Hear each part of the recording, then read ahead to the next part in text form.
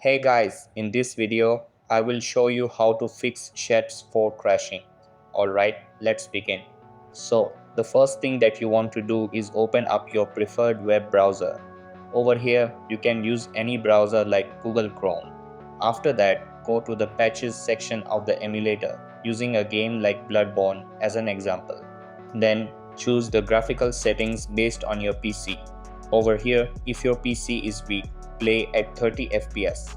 After that, if your PC is mid-tier, you can play at 60 FPS and adjust other settings like skipping intro, disabling VSync, or disabling motion blur.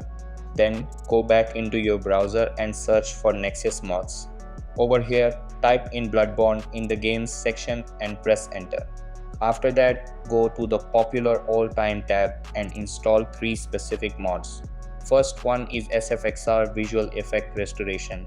Then install Bloodborne Visual Tweak. After that, install Vertex Explosion Fix and Reduced Physics. Over here, download the files using manual download.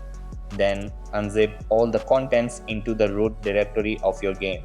So that's basically how you can fix ShadPS4 crashing. And that's it for this video. If you found this helpful, consider subscribing and giving this a big thumbs up. Thanks.